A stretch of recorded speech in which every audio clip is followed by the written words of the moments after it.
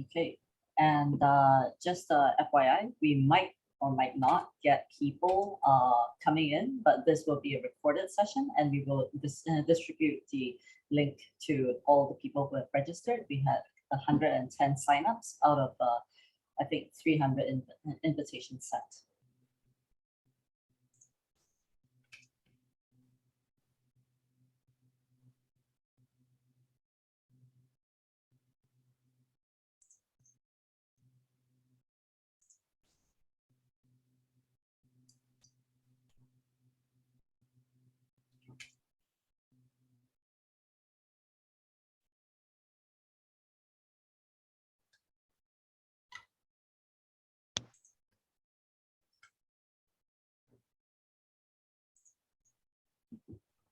All right, we have a couple of people joining us right now, and welcome to everybody who is in the audience.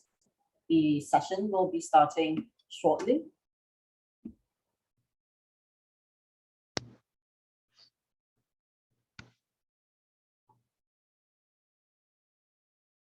I think I see Ty, a good friend of ours. Hi, Sandra. Welcome back. It's nice to see you. And welcome Olivia, Natalie, and I think it's either Brandon or Mike from Creative Social who is also here with us, and Christian. Good morning, Ty. Good to see you. We will be starting in just another 1 to 2 minutes, and we're happy to see some familiar names out here today.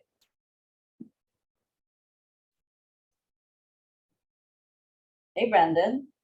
Good morning.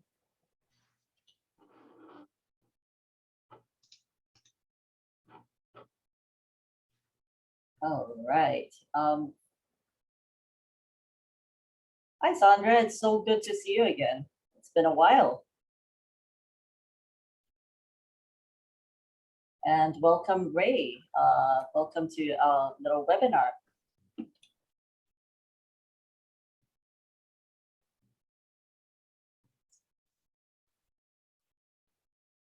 All right, just give us probably another half a minute more and we will get started. For all of you who are here today, just a quick introduction. We will have the link posted on all our social media platforms. So you're welcome to share that social media link to this recording, and we very much hope you will. And of course, once again, today we have with us Mike Alton from Agora Pulse and Matt, who is CEO of Viral Nation. And let's get started. So I'm going to go through a quick introduction of both of our guests. I have with me my colleague Abel, who is helping to moderate any questions that you might have about the future of social media and influencers, and some strategies that brands can use for their social media strategies. Quick intro about Mike. Mike Alton is a virtual events strategist, an award-winning blogger, speaker, and author at the Social Media Hat, where he has been educating businesses and organizations on the best use of content marketing for reaching and converting target audiences. He teaches a holistic approach to using content, social media, and email marketing, as well as search engine marketing to drive traffic, generate leads, and of course, convert those leads into real sales. Since 2012, Mike has excelled at helping his community understand the nuance and best practices involved in utilizing social platforms, leveraging social media management tools, and creating 10x content. He has established a reputation for being able to explain complex tools or topics in an easy to understand way, all while bringing a necessary sense of overall brand strategy and business purpose.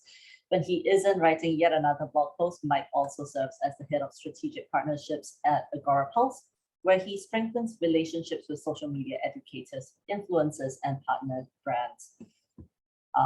Agora Pulse is a robust social media management platform and tool favored by agencies and social media influencers all around the world, featuring support from all major platforms and a host of scheduling options.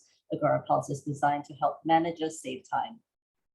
The reports are extensive and easy to export and streamlined for monitoring, streamlined monitoring allows users to quickly respond to messages and get to social media inbox zero. Alton is the co-author of The Ultimate Guide to Social Media Marketing alongside Jen Herman, Stephanie Liu, Amanda Robinson, Eric Gutau, where available wherever books are sold. Matt McCallie is a serial entrepreneur since childhood. Matt has gone from selling smartphone cases out of his backpack in high school to founding Viral Nation in 2014 with his business partner Joe. As co-founder and co-CEO of Viral Nation, Matt oversees the company's global operations, finance, and technology functions. Matt has led Viral Nation's transformation from a leading influencer marketing agency to a global digital and social innovation group that powers the social ecosystem through integrated solutions that align strategy, talent, media, technology. Viral Nation now works with tens of thousands of influencers across the social landscape and fuels growth for the world's leading brands, including Anheuser-Busch, the Coca-Cola Company, Hasbro, Meta, Oculus, Tencent, and Uber. A well-known authority in athlete influencer marketing and social technologies, Matt has been featured in Business Insider, Forbes, Vox, and provides insight to industry outlets, including Sportico. And Matt also participates in events and conferences to support diverse entrepreneurial communities, including the Rodman Commerce Women in Business, RCWIB, the Women's Leadership Symposium. And Matt is the recipient of Ernst & Young's Young Entrepreneur of the Year Award, which he was awarded in 2019 with Joe. That's a mouthful, but gentlemen, thank you for spending your time with us on this subject, which still mystifies people all over the world. And as you know today, more than ever, children actually are growing up wanting to become creators and influencers. The influencer market has exploded over the last 2 years, and top child influencers today are getting paid millions, tens of millions of dollars to talk about their lives or open and unbox products or simply just dance. Yet today, platforms continually throttle their progress with changes to their algorithms, making advertising, branding, and engagement ever more difficult and even more expensive. Influencer agencies are struggling to keep up with the pace of change whilst managing their talent pools, client relationships, and figuring out the best practices that keep them on top of the pile. Now, Mike, let's start with you. At Agora Pulse, you work significantly with social media platforms, and there's this madness and in the accelerating speed of change, where algorithms just continuously need to be picked apart, and the cost of marketing is increasing. And what has worked before, or what has got us here, literally won't get us there. How can brands stay on top of this seemingly insurmountable amount of change? Well, first, thank you, Anne, for having me. Hello, Matt. Hello, everybody in the audience. I'm looking forward to having this conversation. You're right. Things change seemingly very fast, although if we're looking on a day-to-day basis, probably don't change quite as quickly and as fast as it feels like it. But from a business perspective, there's a lot to keep up with. And this is one of the many reasons we're going to talk about today, that I think businesses can and should rely on influencers, because influencers typically are focused on a very specific platform, maybe just a couple platforms, like you might have a TikTok influencer and so on. As a business, we can then rely on them to keep up with those changes in a far more efficient way than we can. At Agora Pulse, from a marketing perspective, Agora Pulse is on Facebook, we're on Twitter, we're on YouTube, we're on Instagram, we're on LinkedIn, we're on all the channels because we have to be. We're a big brand. If I want to excel at TikTok, the easiest way that I can do that is tap into one or more TikTok influencers who are using that platform every single day. They're familiar with it. They're keeping up with the news. They're seeing firsthand what's happening with the algorithm. Because here's the thing. It's one thing to read a blog post about something that's changed on Instagram. It's another thing to be using Instagram every day, to be posting and to be seeing firsthand how that change in the algorithm is actually impacting your personal content, your audience, how your audience sees and engages with your content. And because you have that familiarity, you're able to adjust if you need to. You might not need to. I might read a blog post today about something that's happening on maybe Twitter. There's some things in the news about Twitter, right? I might read a blog post about what might happen with Twitter, and I'm going to have trouble internalizing how that impacts me. I'm going to have to try to make some connection, right, between the things that are being said, the statements, the projections, the analysis, and how that actually impacts my content, my posts, my links, because the blog post isn't related to me. It's not about me per se. So having that kind of an inside track, if you will, with an influencer or multiple influencers who can give you that feedback and advise you and can work with you to create a presence or create campaigns that work with or work around algorithms, I think is a smart play. Great. Matt, you've worked with so many influencers over the years, right? What sets apart, the top performing creators and the rest of the wannabes? How is the influencer marketing going? Sorry, how is the influencer market going to change with the advent of things like live streaming and live selling, where previously it takes months and sometimes even years as we talked in person, sometimes you engage an influencer to create a campaign or a video, and it takes years before it goes live. So how is influencing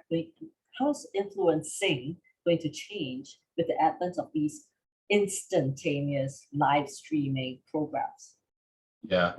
I think one of the biggest things we've seen in the world is the differentiation between what constitutes a creator and what constitutes an influencer. I think there's two very distinct types of people and types of talent, because there's millions and millions and millions of creators or people that create content. But I think, in our experience of working with tens of thousands of influencers, hundreds of brands, I think we've seen that there's a small segment of those creators that can actually influence an audience. So there's a difference between, a message resonating with an audience and influencing an audience. And I feel like there's a small subset of the entire creator economy of people that can actually influence a buying decision. Because we work on a lot of conversion driven campaigns. We've worked with a lot of influencers. We represent 500 of them ourselves. And we've seen that. And I think the easiest test of all this has been around creator, apparel, creator merchandise, things that, resonate really well with a creator. It's how can I get someone to do something is my true definition of how influential somebody could be. And I'll give you a couple examples. We had a creator, only about 1 million followers, which is, kind of middle ground in our world. He sold, almost $10 million worth of apparel in a calendar year. I've had someone with 25 or 30 million followers sell maybe 20,000 of apparel in a given year. So not only is it about followers, it's what is applicable to that audience of the influencer. And two is how influential is that person at being able to convey buying decisions. And I think that, the live streaming format, which we're slowly getting more into as a company, is a huge one because and I think that that's a huge, future of e-commerce, because if you allow people to be able to sell things at that, instantaneously is where you're truly going to be able to measure how influential someone is, and the actual, the amount of pull that person may have. So it's something to watch, and something we see on a daily basis. And I just always find it shocking that it's, the correlation between number of followers and how influential someone is doesn't really add up. And they're two very different variables that a lot of people don't actually know the difference between. Absolutely. And the way that we create content, Matt, is totally going to change. I think one of the biggest things is previously when you engage with a PR agency or an influencer or branding agency, typically what happens is that they take months to prepare, to plan, and then to launch. how do you think agencies, marketing agencies and branding and PR agencies will change given that, things are starting to become faster and faster paced? What do you think are some strategies for brands to undertake given this massive acceleration of creation or influencing or marketing? hmm I would say that the biggest thing that these companies should do is develop much closer relationships with the influencer and the influencer companies directly that control the influencers, because you see the world today where it's, you have all these PR agencies, these marketing firms where they will reach out to influencers blindly on a daily basis in order to get something done. But the fact of the matter is, I think why a company like ours has excelled is because we've always put the relationship and the foundation of the creator first. Because it's, if those who have the relationships with the talent, those who can create that stickiness and can make things get done faster, will be more effective for the brands. Because on a daily basis, we tap into what's on the creator's minds, how are they thinking, how is the audience of the creator reacting, and that's being able to make us much more lethal marketers over time, because of what we learn about the social ecosystem. We learn the social ecosystem directly from the most influential people on it. And that's what's helped power how we think about marketing. But, again, if you're a PR agency, if you're a marketing company, develop those relationships with the talent, build out your Rolodex, build out your network, and actually develop personal relationships with these people, because these influencers and these creators will teach you a lot about what works and what doesn't. Because the fact of the matter is, they know a hell of a lot more about social media than we do, because they built that audience, right? So develop those relationships, foster those relationships, and build out that network as big as you can, because I think that'll be the most valuable resource you have. Absolutely. Thanks, Matt. Mike, so of course, heavy on all of our minds as social media and marketing practitioners, I think, is the fact that we have a lot of sweeping change when it comes to privacy and GDPR. How do you think it's going to change the way we do content marketing as well as social networking in the light of GDPR driven change? Well, first, I have to say, I couldn't agree more with everything Matt just said. I talk about a lot myself. That foundation of relationships is critical. It's something that, see, I'm basically working as a manager of influencers for Grow Pulse, and that's something that I'm always looking forward to and thinking forward about. Like I mentioned before the call, one of our next target customers for Grow Pulse is going to be e-commerce, probably in the fall, maybe winter of this year. So I'm working at fostering and building and creating relationships today with e-commerce influencers, knowing that I'm going to need those relationships 6 to 12 months from now. But to add to that and answer your question, if you've got those strong relationships in place with influencers, it's far easier to work with them and to have frank, fruitful conversations with them about how together you're complying with regulations like GDPR and privacy and email concerns. Because like Matt said, if you're a PR agency and you're just going to an influencer today to pay them to send a tweet or something like that, you're kind of beholden to what they want to do. You're probably not going to have a good relationship with them because maybe you just reached out to them via a forum today, and it's going to be a little bit harder to get them to do some things that maybe they're not used to doing, or have a consultation with them and get into the weeds in terms of privacy and data protection. But those are important concepts.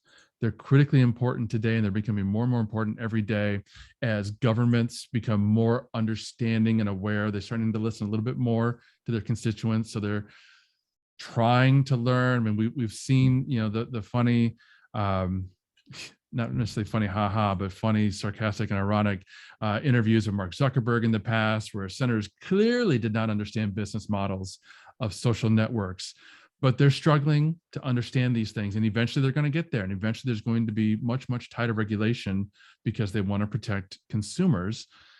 And so as brands, we have to understand that, influencers have to understand that, and we have to work together to make sure that if we're sending an email campaign, it's compliant. If we're doing ad campaigns on social media, maybe it's not a paid ad campaign, right? Maybe it's we're working directly with the influencer, and for them it's organic, for us it's paid.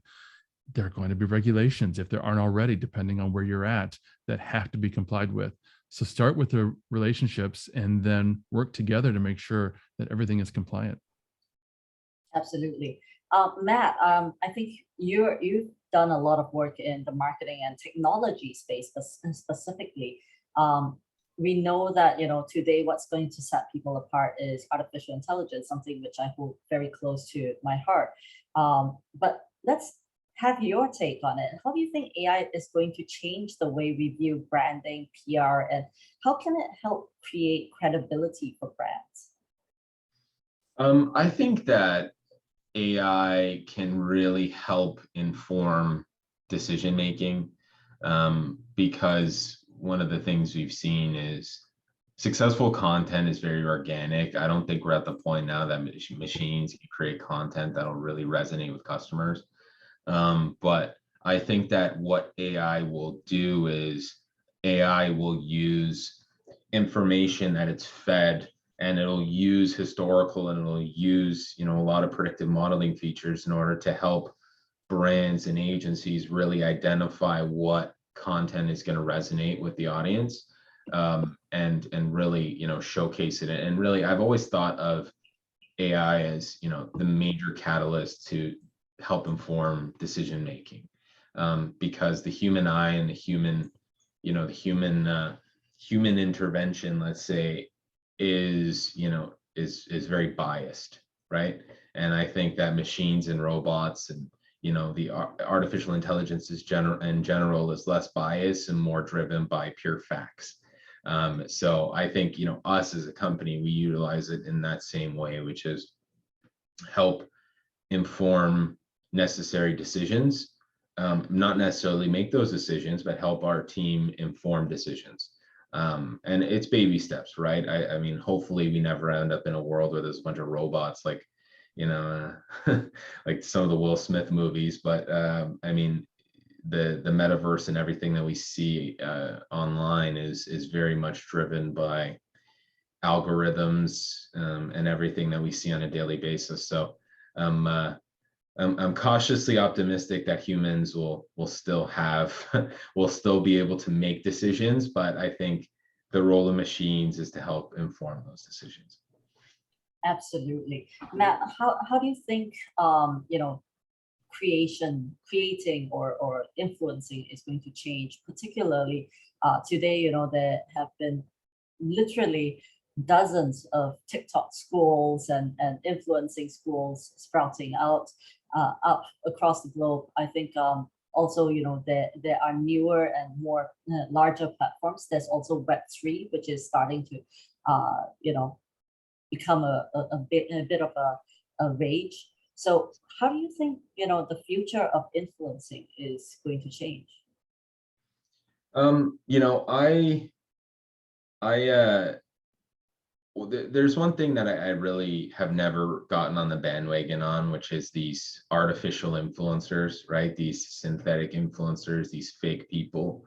I'll just go on record in saying I don't necessarily believe that that's going to be a long-term trend, because that's basically the equivalent of us being influenced by the Instagram of Bart Simpson, right? So it's like that's kind of my thought process on that. But I think that the future influencers are going to be, I mean, one of the things that we find that I see the future of the creator economy really benefiting from is utilizing AI to, again, I sound like a broken record, improve decision making.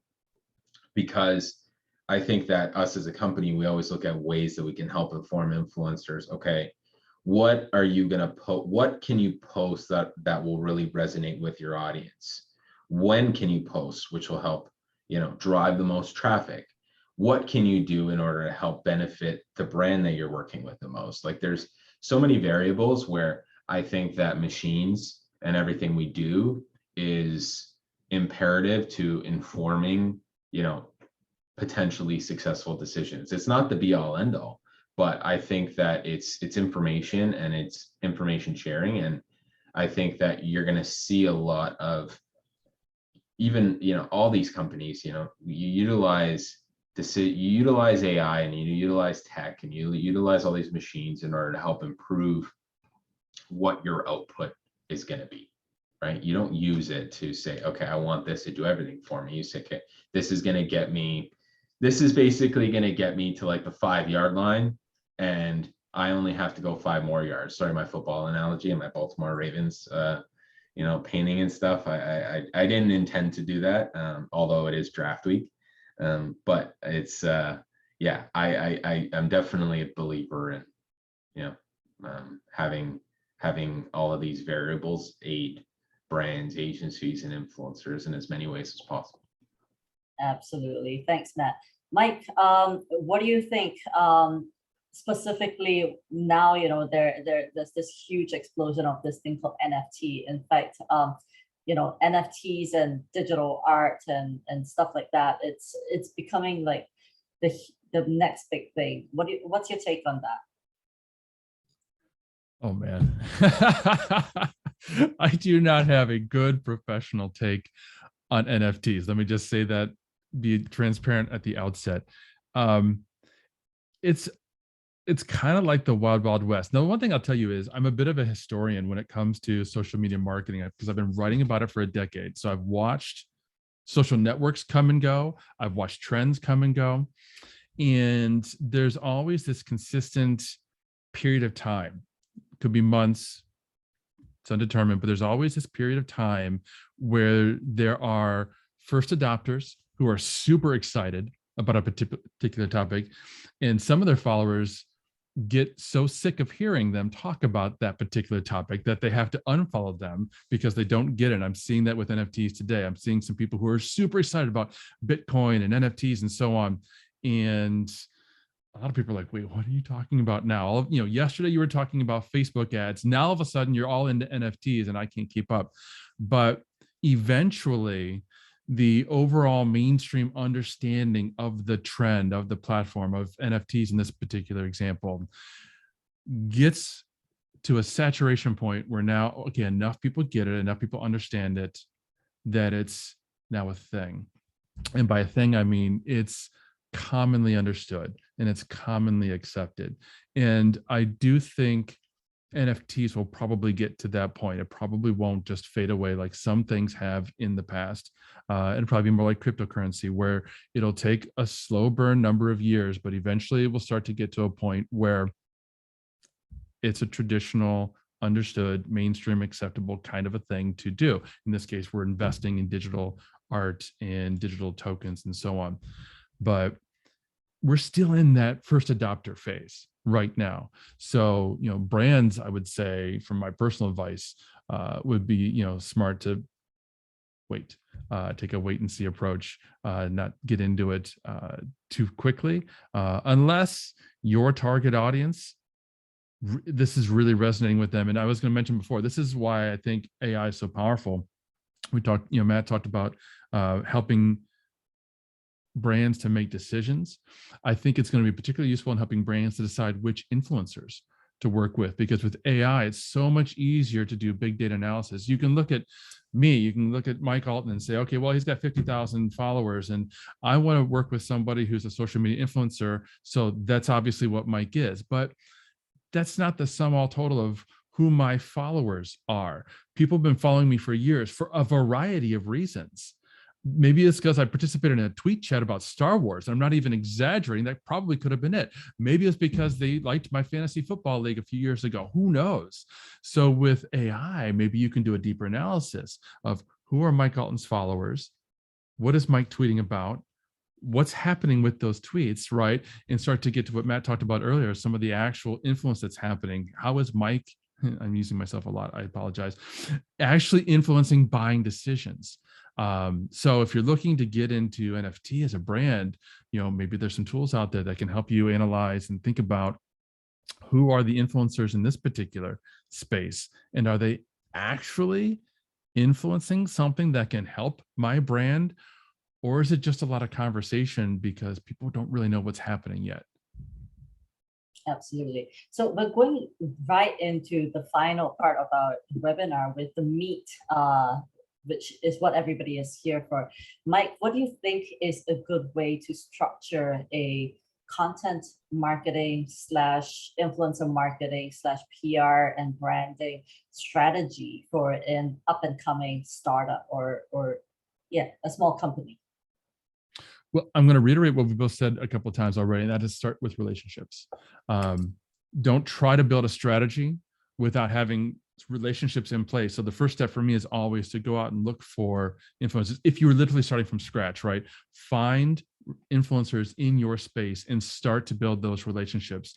And you need to cherish those relationships. One of the top consumer influencers in China, he'll do live shopping marathons and sell I'm going to get the data wrong, tens of millions of dollars worth of consumer goods in a day. And one of the things that he's doing when he does that is he's got a relationship with the brands that he's representing, and he's passing on discounts and special offers to his audience. And that relationship is critical, because there was a moment in recent events where one of the brands he was working with offered a discount that he passed on to his audience.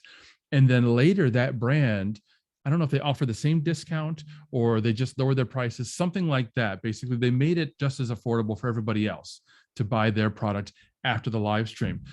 That influencer went back live and told his entire audience, go return all those products, and wiped all the revenue from that particular brand's efforts off the board because they didn't value that relationship. They didn't cherish it. So start there and then work with those influencers to create campaigns that suit their needs. Matt talked earlier about how there's a lot of creators in the creator economy. They're not all influencers, and that's true.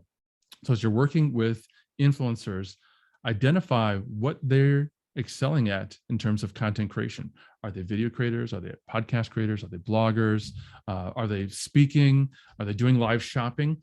And craft a campaign together that is going to actually resonate with that audience and influence buying decisions. Thanks, Mike. And Matt, one last major question for you. What advice would you give to a CMO trying to reach a larger audience? I know we're all going to sound like a broken record, but I would say that relationships are the only cost you have in doing that's time, right? I think that my big, whatever brand you are, I think that if you can develop, real meaningful relationships with talent, with influencers, with creators, as small and as big as those talent are, I think that if you can somehow, say you're a CMO of a CPG company, right, and you want to really get your product out there, you'd be shocked as to what those relationships can do if you were to syndicate your product to them, and you give your product to them and you say, hey, listen, this is our product. I'd love for you to, touch it, feel it, let us know what you think about it. And by the way, if you could do a review, or if you could, post about it, or, I'd be happy to compensate you with affiliate sales. Like, you can do that if you have a relationship. If you're, CMO X and you're saying, hey, influencer Y, I want you to review my product and I'll send it to you, but I'm not paying you. Like, that's not going to work, because everything's so saturated now where it doesn't matter, unless you're like an extremely high value product and you're like, okay, I'm Bugatti and I'm going to give a Bugatti to somebody an influencer, and say, hey, I'll give you the car, but just please post about it, right? So it's, you have to get really crafty, and it requires a lot of nitty gritty action. And I don't think that there's a lot of CMOs or someone at that level that's really up for it. The ones that I know are, very junior, very, unbiased, unjaded, types of, young, hungry, motivated professionals. Because if you were to hire a CMO that would be at a major company, they're not going to be doing this kind of stuff, right? They're going to be like, okay, where's my budget? that's the only thing that would possibly work, right? So it's you got to get crafty, you got to get your hands dirty, you got to develop those relationships, coddle them, make sure that people really find your product valuable, and just be a really good partner to these people. Hold events, do things that are going to require the least amount of budget, because I would much rather see a CMO lose money in sending product and not getting a review than paying the wrong influencer. Because I think that a budget of time can go a lot further than a budget of dollars. I'm very, and that's coming from me, who we work with CMOs for a living, right? But I think that you just got to think differently, and you got to go much more beyond the budget, because you've seen some of these e-commerce brands absolutely become multi-billion-dollar companies literally off the back of influencers, right? You've seen it time and time again. Eventually you get to the point where you got to pay. But I'll use the example, Fashion Nova, right? Fashion Nova they're not selling Gucci, they're not selling Louis Vuitton. This isn't the highest quality garments that exist, but they have an absolutely genius marketing team, and they've built that business off the backs of everyone and their mother on Instagram wearing Fashion Nova and tagging it. They do definitely pay influencers, but they've done it so tactfully that brand is massive. Gymshark, right? There's so many of these brands that have literally just multi-billion-dollar companies now just by having influencers endorse these products. So I would say develop those relationships, ensure influencers have your product, and ensure you have a product that influencers are going to want to talk about. And if you can solve for those, I think you have a recipe to do really well. Absolutely. So one last question that I hope both Matt and Mike will weigh in on. I guess that's the biggest question that's on everybody's mind. Yay or nay, Elon Musk versus Twitter? Matt? I love it. I think that will probably be one of the biggest things that platform does. I definitely I'm kind of happy that went through. I think Elon's a brilliant man, and I think that platform should turn back into what it was supposed to be, right? A platform of free speech, obviously, eliminating all the nasty stuff, but a platform of free speech where it's not just about news anymore, right? It's actually people talking. It's about conversating, because it became the news syndicate outlet, right? That's kind of what it became over time. But I remember when it was like, you'd be tweeting about your day, you'd be tweeting about your friends. I'll never forget, even in high school, seeing some of that kind of stuff when Twitter just came out. So I hope it gets back to where it was, and I think Elon's going to do it. We'll see though, but I do like that he's taking it private, because you have way more flexibility into being able to maneuver and innovate when you don't have, the public eyes on you, like the public market eyes. So I'm a supporter of it. What about you, Mike? Yeah, I totally agree. Exactly with what Matt just said, that because he's taking this private, I expect and I'm excited to see a tremendous amount of innovation over the next couple of years. He's going to be investing in AI. He's going to be investing in other kinds of technologies that are going to be baked into the platform far better and far faster than they've ever done. It's been a very stagnant platform for years, and this is going to be an exciting time, I think, for Twitter users. Absolutely. But now moving into the Q&A section of our webinar. So if anybody in the audience would like to post a question or raise your hand, please feel free.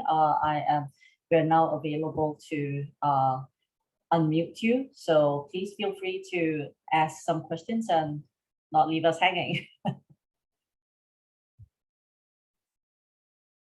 So if anybody has any questions, please feel free to either raise your hand or type your question into the chat?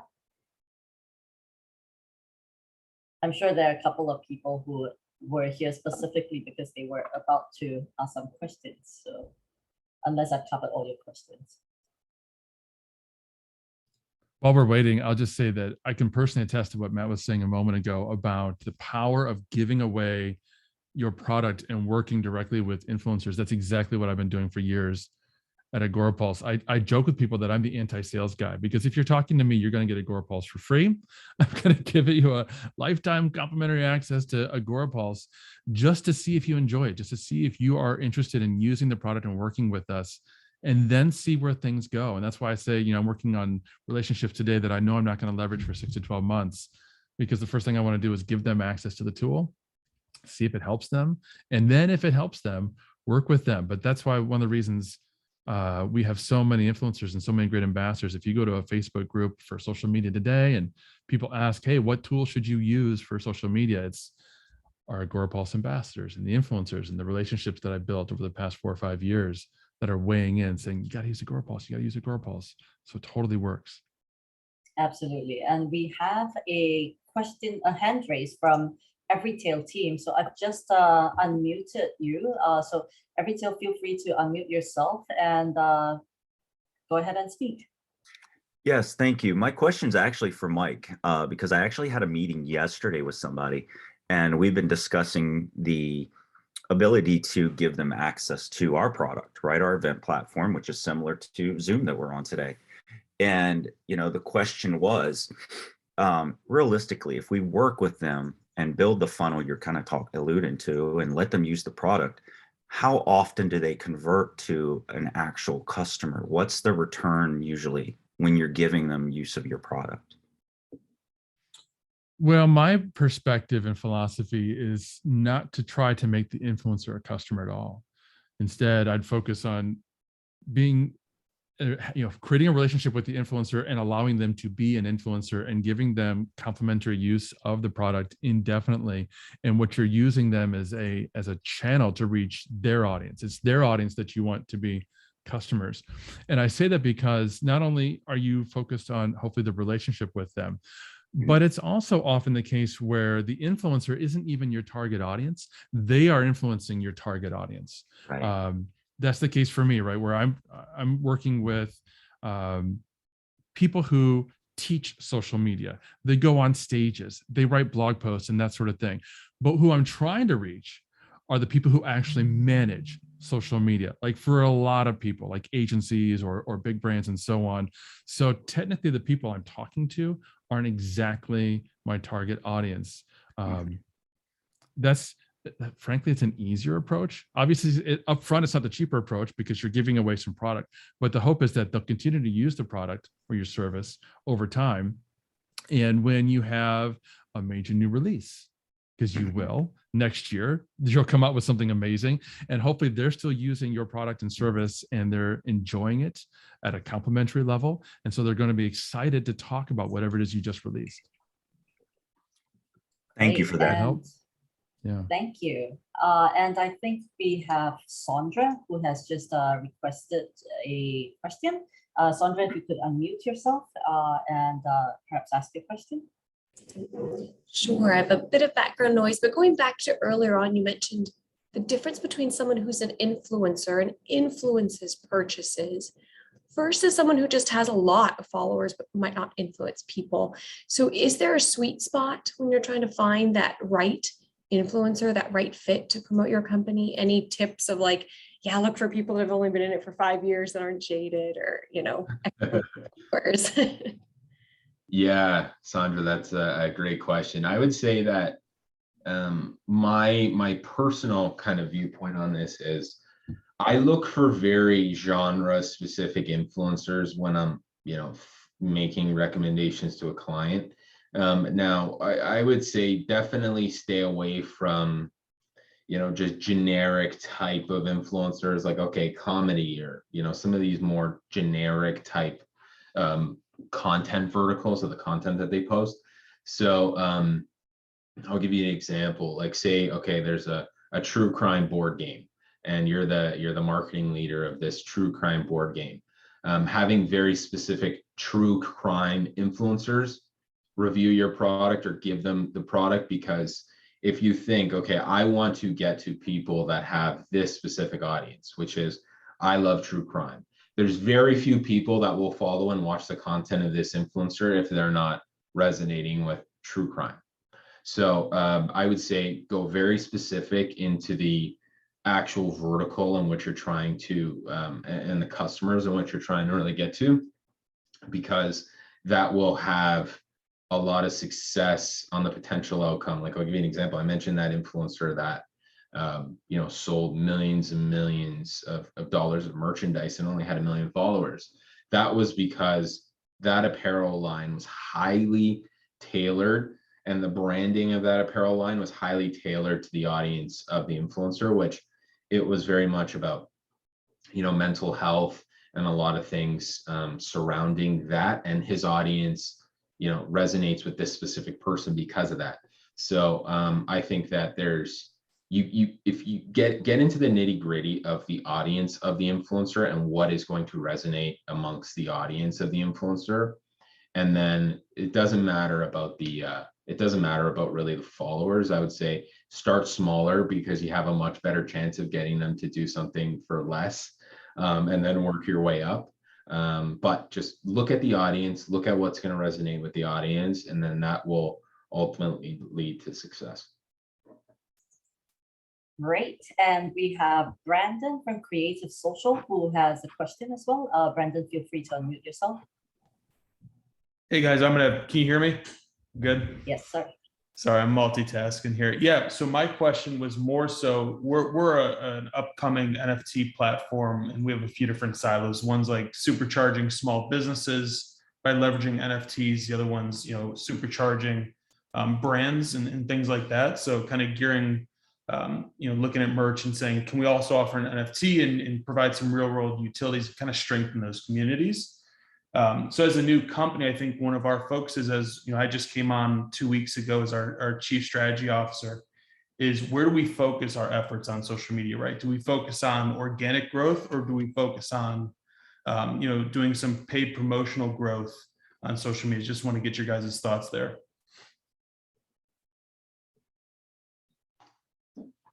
I would say that first and foremost, you got to build.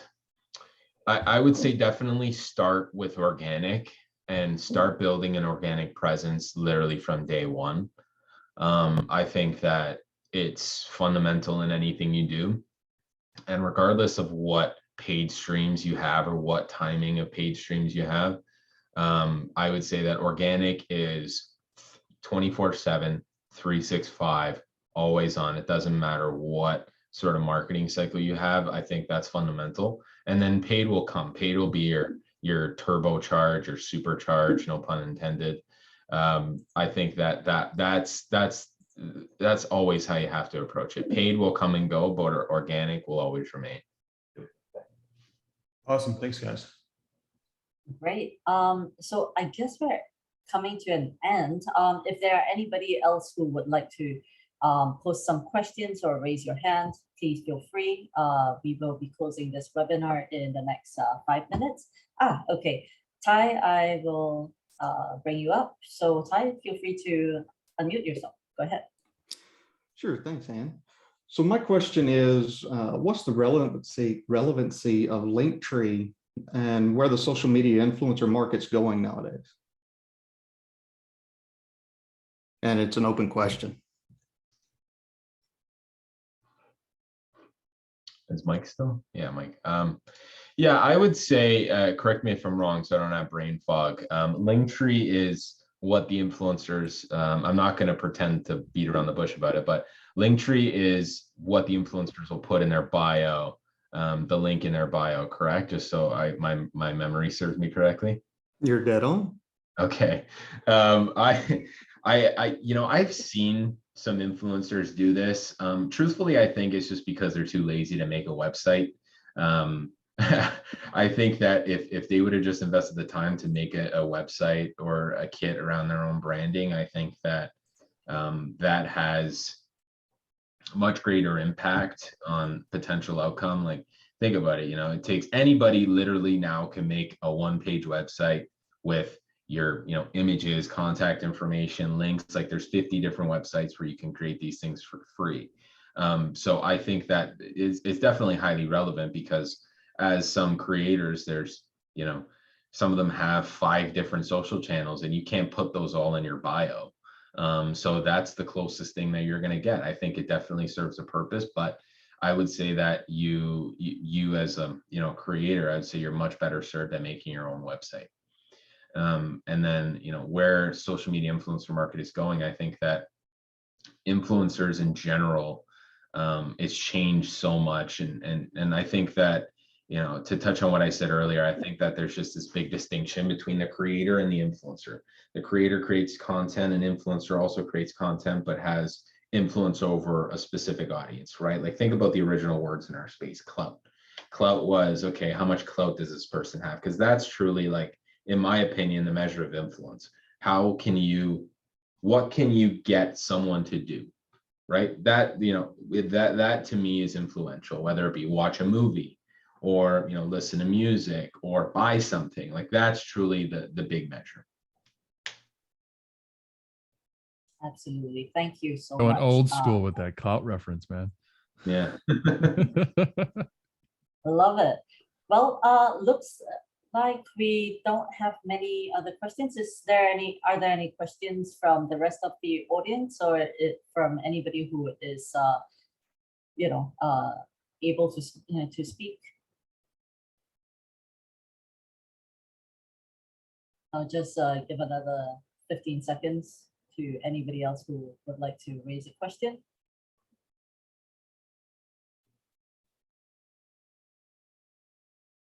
It looks like we don't have further questions. All right, so thank you, Matt and Mike. It has been such an insightful and really inspiring session. I believe everybody here has benefited from it. For those who are tuning in through our videos and our streaming, thank you for tuning in. And for those who will be watching the replay, please feel free to share this video or this recording with your peers and your friends. And once again, thank you, Mike and Matt. Matt is the CEO of Viral Nation, and Mike is the VP, the head of strategic partnerships at Agora Pulse. And once again, I'm Anne from Supercharge Lab. Thank you one and all for being here today, and have a great rest of your day, guys. Thanks, Anne. Thank you, team. Great meeting you, Mike. Thank you, everyone.